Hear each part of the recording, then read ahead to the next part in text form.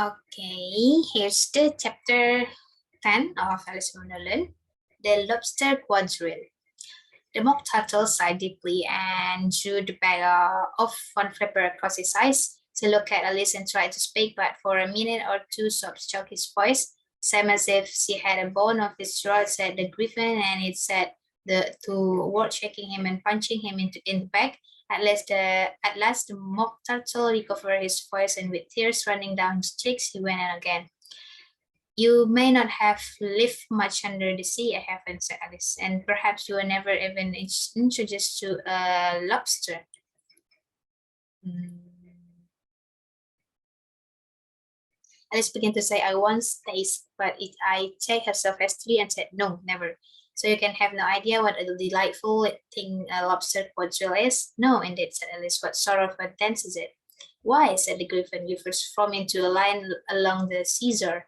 Two lines, cried the mock turtle, seals, turtle, salmon, and so on. Then when you've cleared all the jellyfish out of the way, they generally take some time, interrupted the griffin. You advance twice, each with a lobster as a partner, quite the griffin. Of course, the mock turtle said, advance twice, said two partners.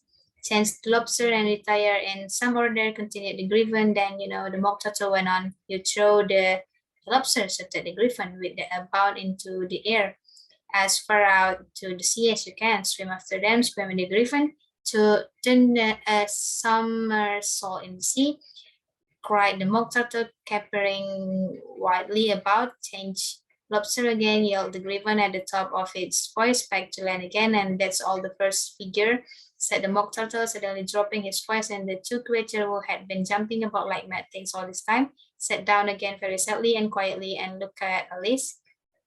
It must be a very pretty dance, said Alice timidly. Would you like to see a little of it? Said the mock turtle. Very much indeed, said Alice.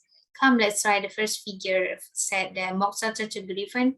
We can do it without lobster, which Saul sang.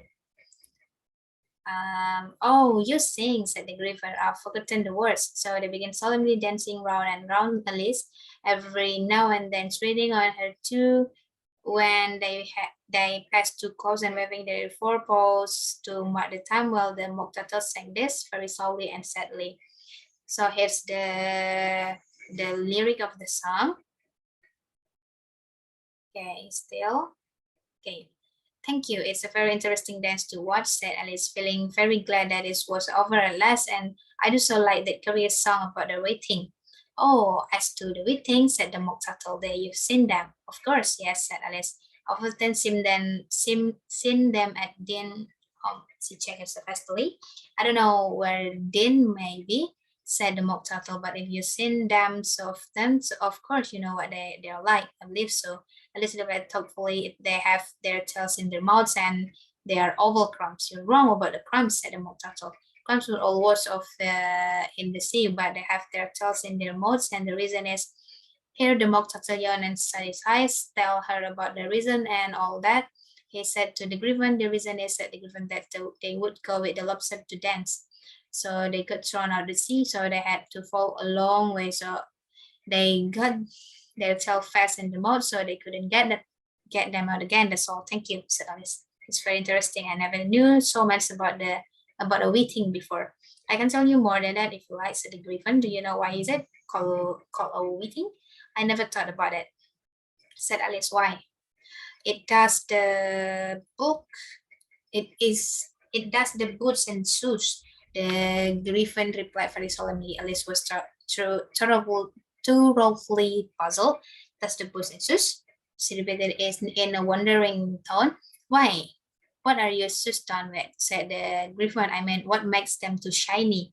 Alice looked down at them and considered a little before she gave an answer. They're done with blacking, I believe.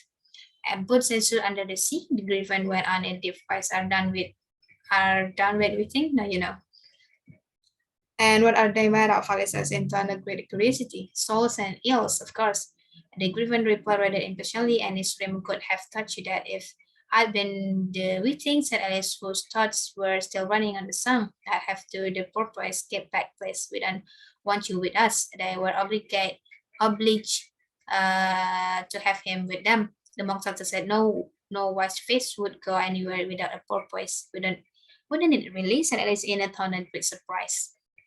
Of course not, said the Mock Turtle. Why, if a fish came to me and told me he was going a journey, I should say with what purpose? Don't you mean purpose? Said Alice. I mean what I say. The Mock Turtle replied is in an offended tone, and the Griffin added, come, let's hear some of your adventure. I could tell you my adventure beginning from this morning, I said Alice a little timidly, but it's no use going back to yesterday because I was a different person then. Explain all that, said the Mock Turtle. No, the adventure first, said the Griffin in an impatient tone. The explanation takes such a dreadful time. So Alice began telling them her adventures from the time when she first saw the white rabbits. Was a little nervous about it. Just at first, the two creatures got so close to her, one on each side, and opened their eyes and mouths so very wide. But she didn't encourage as she went on. The listener were perfectly quiet till she got to the part about her repeating, "You are old, Father William," to the caterpillar, and the words were coming different. And then the Mock Turtle drew a long breath and said, "That's very curious." It's all about as curious as it can be, said the Griffin. It all came different, the Mock Turtle repeated thoughtfully. I should like to hear her try and repeat something, and I'll tell her to begin. He looked at the Griffin as if he thought it had some kind of authority over Liz. Stand up and repeat this, the voice of the sluggard, said the Griffin. How we should order one about and make one repeat lessons, thought Alice. I might just as well to be at school at once. However, she got up and began to repeat it, but her head was so full of the lobster quadrille and that she hardly knew what she was saying, and the words came everywhere in this voice of the lobster head and declare, you have begged me to grow on my sugar my hair as a dog without eyelids, so he when his nostrils his belly is button and turns out his toe. That's different from what I used to say when I was a child, said the Griffin. Well, I never heard it before, said the Mock Turtle, but it sounds uncommon nonsense. Alice said nothing. Alice said nothing. She had sat down again with her face in her hands, wondering if anything would ever happen in a natural way again. I should like to have it explained, said the Mock Turtle. She can explain it, said the Griffin hastily. Gone with the next verse. What about his toes? And the Mock Turtle persisted. How could he turn them out with his nose, you know? It's the first position in dancing, Alice said, but she was dreadfully puzzled by the whole thing and launched to change the subject. On with the next verse. The Griffin repeated impatiently. It begins, I passed by his garden. Alice did not dare to disobey, though she felt sure it would all come wrong, and she went on in a trembling voice. What is the use of repeating all this stuff? The Mock Turtle interrupted. If you don't explain it as you go on, it's by far the most confusing things I ever heard. Yes, I think you'd better leave off, said the Griffin, and Alice was only too glad to do so. So we tried another figure of the lobster quadrille, the Griffin went on. Or would you like the Mock Turtle to sing you a song, or a song piece, if the Mock Turtle would be so kind? Alice replied so easily that the Griffin said is in a rather offended tone, nothing for taste. Sing her a turtle song, did you, old fellow? The Mock Turtle sighed deeply and began in a voice sometimes choked with sobs to sing this. So here's the lyric of the song. I can't even know the chorus of that. So chorus again, cried the Griffin, and the Mock Turtle had just begun to repeat it when a cry of a trial beginning was heard in the distance. Come on, cried the Griffin, and taking Alice by the hand, it hurried off without waiting for the end of the song. What trail is this? Alice panted as he ran, but the Griffin only answered, come on, and run the faster, while more and more faintly came carried on the breeze that followed them the melancholy words. So the evening, beautiful, beautiful. So okay, that's all about chapter 10. So the summary is the Griffin and the Mock Turtle explain to Alice what sort of dance lobster quarry is and start dancing around her while the Mock Turtle sings the words.